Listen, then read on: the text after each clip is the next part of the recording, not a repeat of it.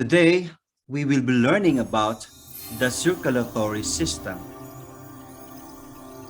My name is Ray Valencia. Here are the objectives of this lesson: to identify the main parts and function of the circulatory system in the human body, and to describe the circulation process in the human body.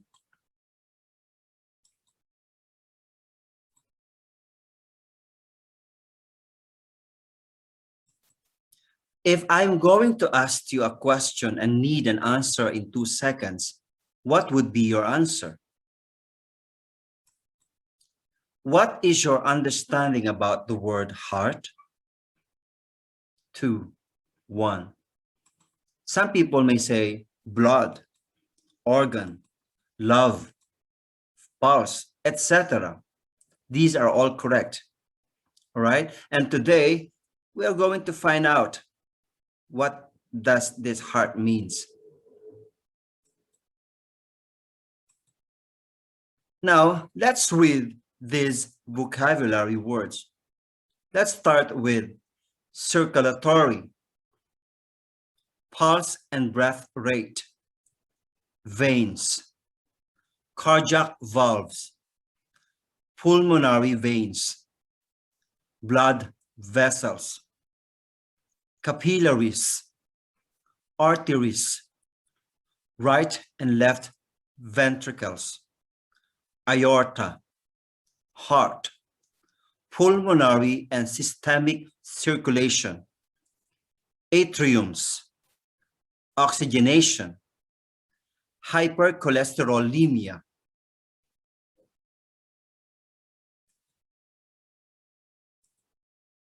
The human circulatory system supplies the cells of the body with the food and oxygen needed to survive. At the same time, it carries carbon dioxide and other waste away from the cells.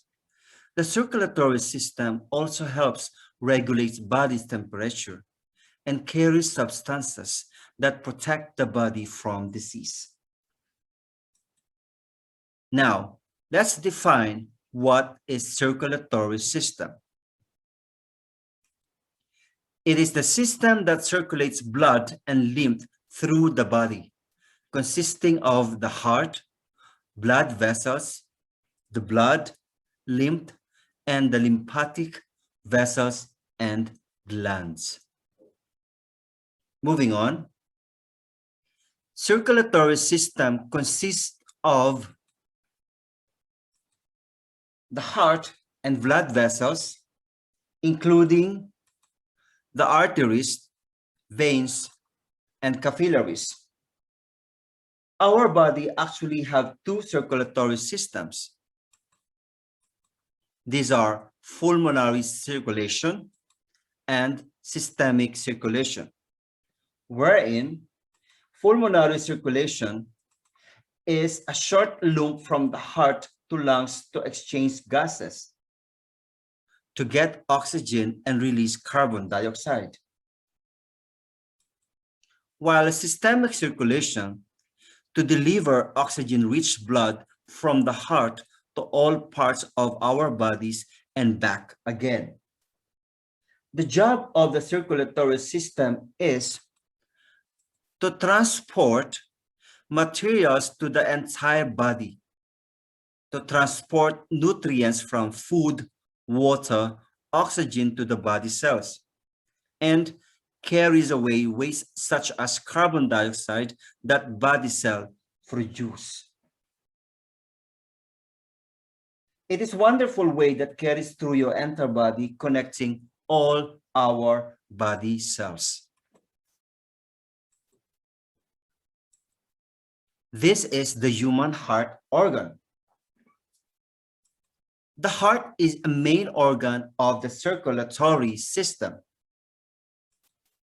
It is a muscle about the size of your fist. The job of this heart is to pump blood and keep the blood moving throughout your body. As a hollow muscular pump, its function is to drive blood throughout the body.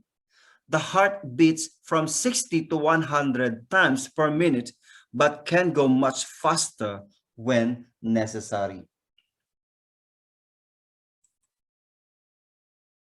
The heart receives a message from the body that tells when it needs to pump more or less blood depending on our needs. When we're sleeping, it pumps just enough to give for the lower amounts of oxygen needed by our body at rest. When exercising or frightened, the heart pumps faster to increase the delivery of oxygen. Function of the heart is to collect blood from all parts of the body, to pump blood to lungs where it receives oxygen, to collect oxygen-rich blood from the lungs to heart, and to pump it all to all parts of the body.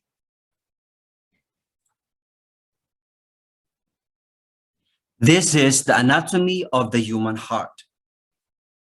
This picture has already labeled with different parts.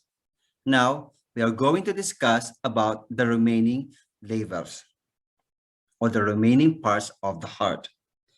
The heart consists of 4 chambers or rooms. The top 2 chambers are called atriums. We have the right atrium and then the left atrium. All right. These are the blood collecting chambers of the heart. The bottom 2 chambers are called ventricles. We have the right ventricle and then the left ventricle. And these are the blood pumping chambers of the heart. The right side of the heart, right atrium, collects oxygen, poor blood from the body. The blood flows from the right atrium to the right ventricles through the tricuspid valve. The valves in the heart are naturally designed to keep the blood flowing in the right direction and prevent it from flowing backwards. The right ventricle pumps the oxygen poor blood through the pulmonary valve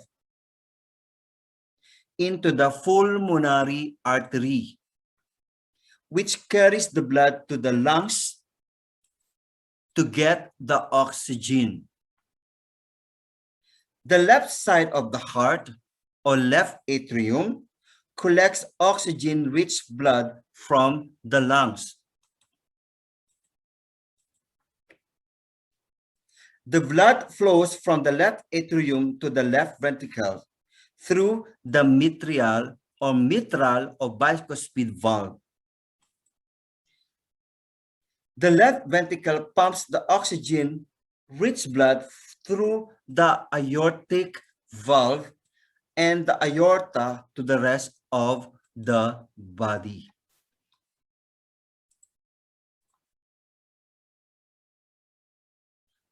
Two other cardiac valves separate the ventricles and the large blood vessels that transport blood out of the heart. These are the pulmonic valve, which divides the right ventricle from the pulmonary artery leading to the lungs, and the aortic valve, which divides the left ventricle from the aorta, the body's largest blood vessel. All right. Other terminologies: the blood vessels. Arteries, the blood tube of vessels, carry oxygen-rich blood, oxygenated blood, away from the heart. They are the thickest and strongest blood vessels with muscular walls that contract to keep the blood moving away from the heart and through the body. Also, we have veins. Veins carry oxygen-poor blood or oxygen-depleted blood back to the heart. They are not muscular as arteries, but they contain valves that prevent blood from flowing backwards. They have also the same layers that arteries do, but thinner and less flexible.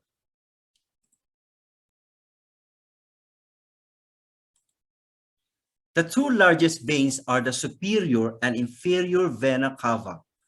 It doesn't mean that the one is better than the other, but only the location which are above and below the heart. All right, this picture is the picture of capillary. A network of tiny capillaries connects the arteries and veins. Through the capillaries are tiny, they are one of the most important parts of the circulatory system because they distribute nutrients and oxygen to the cells. In addition, they take back waste products such as carbon dioxide from cells' activities through the capillaries into venules and then to large veins until they reach the vena cavae, cava, singular, and cavae, plural, to the heart. It is the process of taking up the oxygen by the bloodstream is called oxygenation. Now, explanation of how blood flows from superior and inferior vena cava. Earlier, I have shown you already the superior vena cava and inferior vena cava in the picture. Now, the upper parts of the blood from head and arms return to the heart through the superior vena cava, and from the blood from the lower parts of the body, such as leg and trunk, returns through the inferior vena cava. Both vena cavae deliver this oxygen depleted blood into the right atrium. All right. From here, the blood exists to fill the right ventricle, ready to be pumped into the pulmonary circulation for more oxygen. Now, let's see the pulmonary and systemic circulation comparison. In pulmonary circulation, moves blood between the heart and the lungs. It transports the oxygenated blood to the lungs to absorb oxygen and release carbon dioxide, while in systemic circulation, moves blood between the heart and the rest of the body. It sends oxygenated blood out to cells and returns the oxygenated blood to the heart. Remember this, in pulmonary circulation, blood moves between the heart and the lungs, while in systemic, the blood moves between the heart and the rest of the body. Again and again, pulmonary between the heart and the lungs, while systemic between the heart and the rest of the body.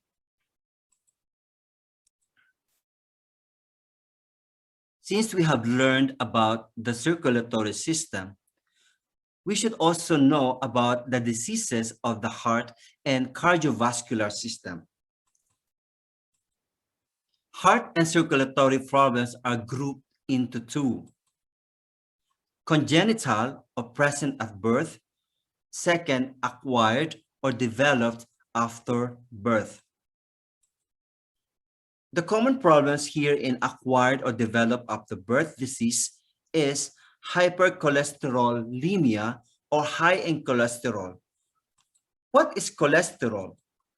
Cholesterol is a waxy substance found in the body cells, in the blood, and in some foods. In the result of this, having high cholesterol can lead to heart attack. Now, this is the picture of atherosclerosis. Now, let's find out the elements of blood. Let's start with plasma. It is the liquid part of the blood, carries blood cells and other components. It is made in a liver. Red blood cells are responsible for carrying oxygen and carbon dioxide, brings oxygen to the lungs, and deliver it to all the body cells.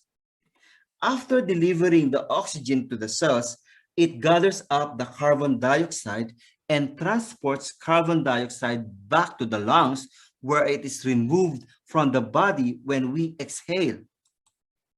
White blood cells help the body fight off germs. It fights infection when it enters into our body. When we have an infection, our bodies will produce more white blood cells to help fight an infection. Sometimes our white blood cells need a little help, and a doctor gives us antibiotic to help our white blood cells fight a large-scale infection. Platelets are blood cells that help stop bleeding if you are wounded. Blood vessel is broken. This one helps stop the bleeding. In order to plug up the holes where the blood is leaking from the platelets, start to stick to the opening of the damaged blood vessels. As the platelets stick to the opening of the damaged blood vessel, they attract more platelets, fibers, and other blood cells to help form a plug to seal the broken blood vessels. All right. Additional information. Circulatory systems of animals are similar to human. Yes. For example, fish heart have 2 chambers. Amphibian hearts, such as frogs, have 3 chambers, except crocodile's heart, which have 4 chambers. Thank you so much, and I do hope to see you again on our next video lesson. Bye-bye.